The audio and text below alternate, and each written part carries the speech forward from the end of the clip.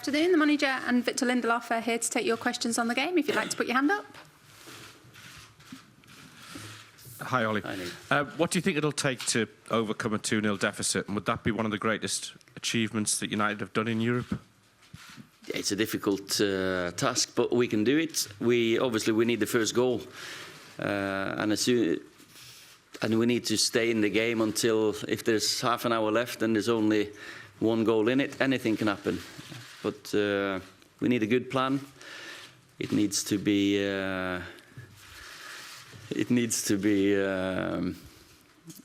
put in place, and we need to perform on the night, of course, because they are a team full of quality. Hi, Victor. A question for Victor first. You're obviously speaking almost the same language as your manager. In what way has that made you feel more comfortable, and what has he done? What has he helped you with since he came in? Well, of course, it's always nice to speak your own language, and so I communicate with him in Swedish, and he speaks Norwegian to me. So it's always nice, and right from the start, he just been helping me, and he's just said to me that just play your game and do the things that you're good at, and he's been giving me a lot of confidence to do that, and I think that's helped me a lot. Sir Alex has traveled here with you, with his experience from big European nights. Will he speak to the players before the match tomorrow? No, he won't, no. No. But how can you use the experience from your playing career with the big European nights? For example, the Juventus match semi-final in 1999.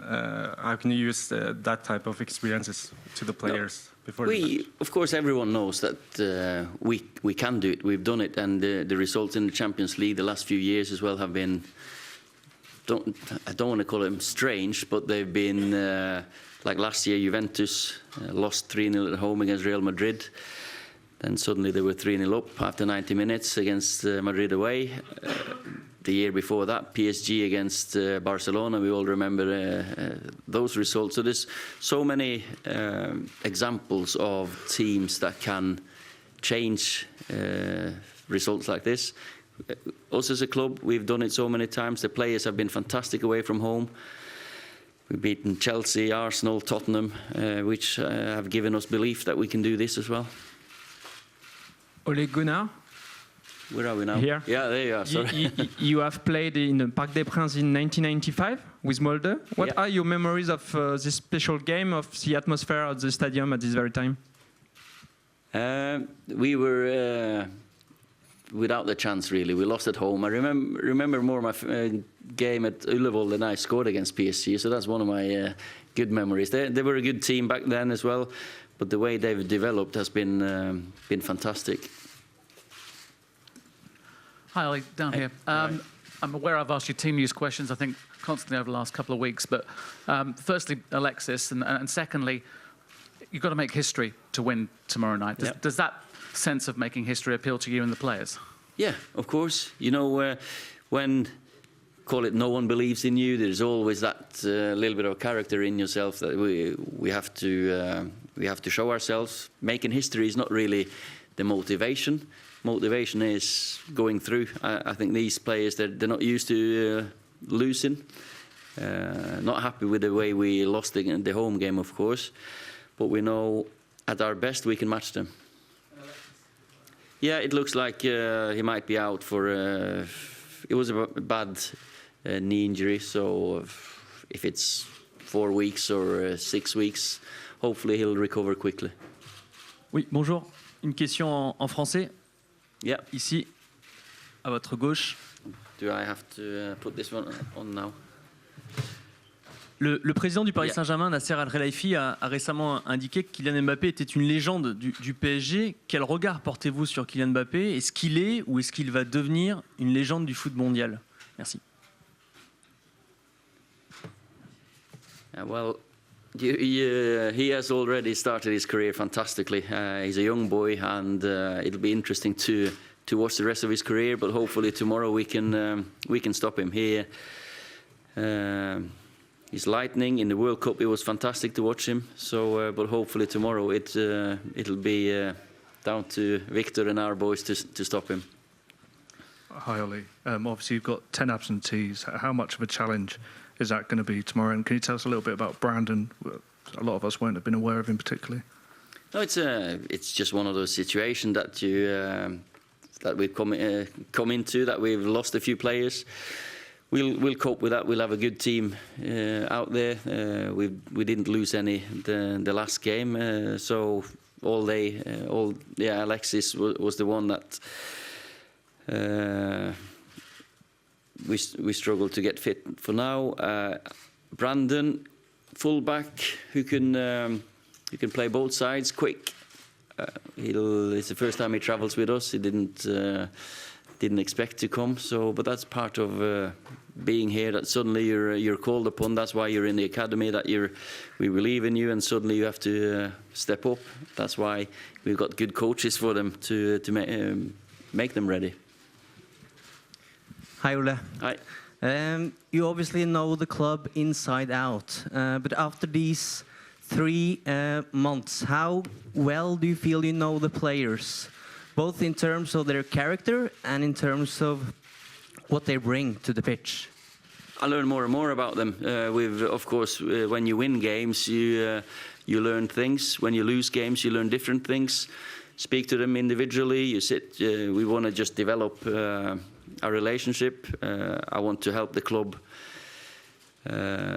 develop. I want to help the players develop, and that's the nice part of being a coach. That you work with human beings, and when you get to know them, you can give them a little bit of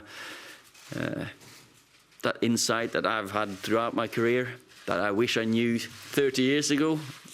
So now I can tell them what I wish that I did back then. Bonsoir. Une question pour Solskjaer. Gafar Darwan pour la chaîne Coursade News. Vous avez arrivé dans une situation compliquée à Man United, mais les résultats sont vite pour Première Ligue. Mais qu'est-ce qui n'est pas marché contre le PSG? Est-ce que le temps très court pour la Ligue des Champions au PSG très fort? Je vous remercie.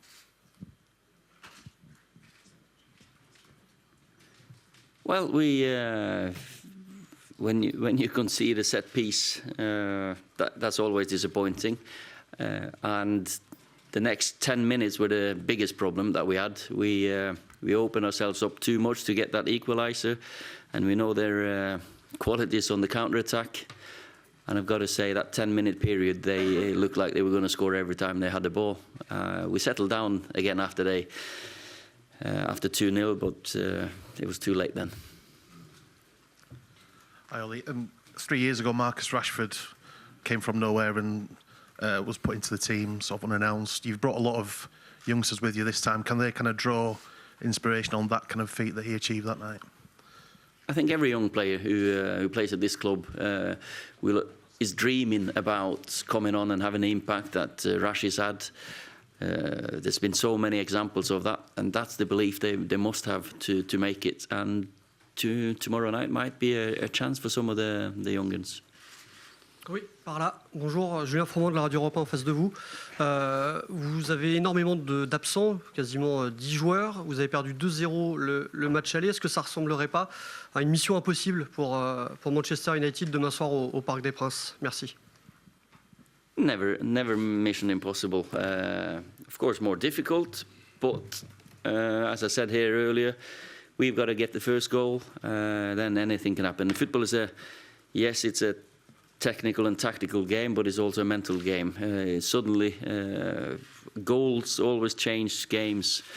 And if we get the first one, we'll be believing even more. So, and they might start doubting themselves. So, but it's important that we get the first one. Victor, it feels like this season we're really seeing the best out of you at Manchester United. But I wonder what the experience is like coming up against someone like Kylian Mbappe. Is there anything you can do when he gets going? He seems unstoppable. I think everyone here knows his qualities. I think he's shown that, and he's a world-class player. So, but I'm looking forward to the challenge. Like I said, he's a good player, and you just have to be alert and be ready for anything. And yeah. Ollie, with so many injuries and the fact you're trailing 2-0 and no one really giving you a chance, do you agree that there's hardly any pressure on your players in that sense, that they can go out and play with freedom tomorrow because there is such little expectation on them that all the pressure's on PSG in a sense? Yeah, you can say that because we're 2-0 down after a home game, but we'll never approach any game as a lost cause. Of course, we put up pressure on ourselves that we can do this, but I think the outside pressure is off. I think everyone expects us to go out and go out easily, but that doesn't happen with Man United and Man United players. So we're hurt. I think our pride was hurt last time when we played them.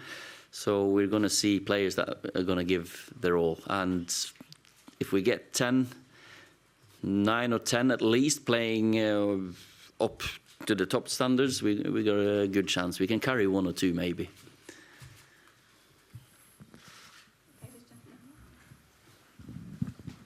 Over here. David Ayo from Yahoo Sport. Regarding PSG position in the French League and Manchester United position in the Premier League, would you say it's an advantage, an asset for PSG because Manchester United has to focus on the Premier League too?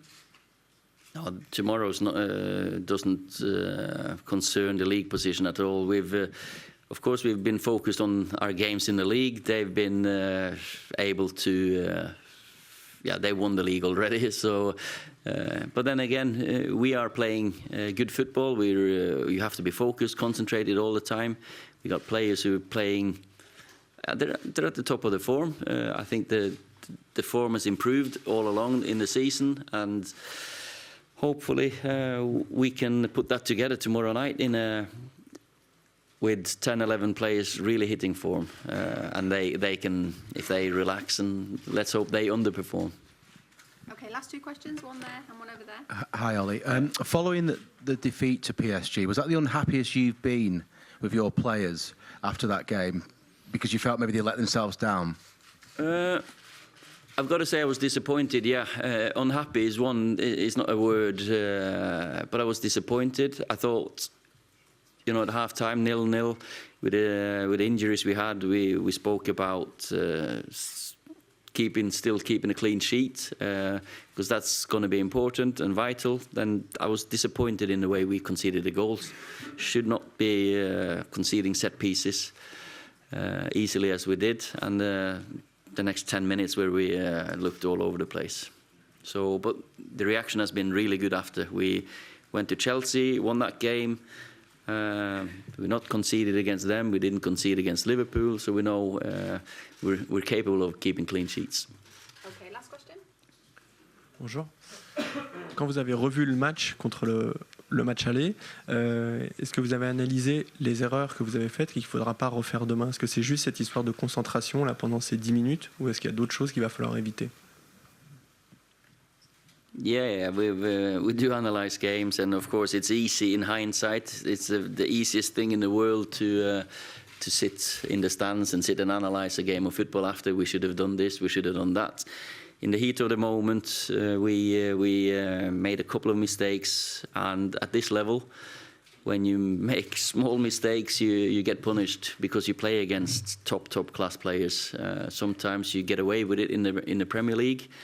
You don't in the Champions League when you get to the latter stages. Okay, thank you. Okay, thank you. Thought we'd get a question from Wes. Thought you were going to have one, Wes. Answer to how to stop him. Yeah.